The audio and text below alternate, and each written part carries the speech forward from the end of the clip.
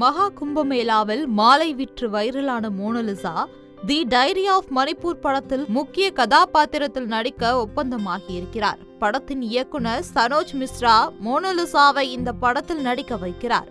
மத்திய பிரதேசத்திலிருந்து படத்தில் நடிப்பதற்காக டெல்லி வருமாறு மோனலிசாவுக்கு இயக்குனர் அழைப்பு விடுத்ததாகவும் தகவல் வெளியாகியிருந்த நிலையில் டெல்லி செல்வதற்கு முன்பு மோனலிசா சோசியல் மீடியாவில் ஒரு வீடியோ போட்டிருக்கிறார். அதில் இன்னைக்கு நான் டெல்லி போகிறேன், அப்பாவை ரொம்ப மிஸ் பண்ணுவேன், முதல் தடவையா வீட்டை விட்டு இவ்வளவு தூரம் போறேன், என்னோட கனவை நான் நினைவாக்கணும் அப்படிங்கிறதுக்காக நீங்க எல்லாரும் எனக்கு ஆசீர்வாதம் பண்ணணும் அப்படிங்கிறதையும் குறிப்பிட்டிருந்தாங்க. Monalisa the diary of Manipur படத்தில் ஓய்வு பெற்ற ராணுவ வீரரின் மகளா நடிக்கிறாங்க.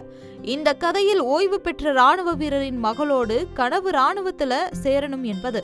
அதற்காக ரொம்ப கஷ்டப்படுகிறார் இயக்குனர் சனோஜ் மிஸ்ரா. மோனலிசா தான் இந்த கதாபாத்திரத்துக்கு சரியான ஆள்.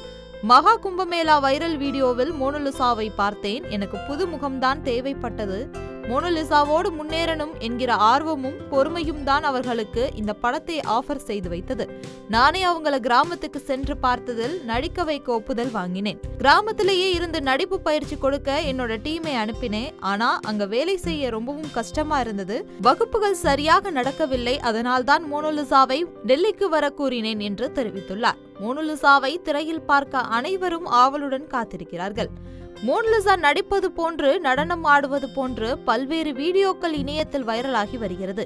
ஆனால் அவை அனைத்தும் செயற்கை தொழில்நுட்பத்தில் தயாரான வீடியோக்கள் என்று தெரிய வந்துள்ளது.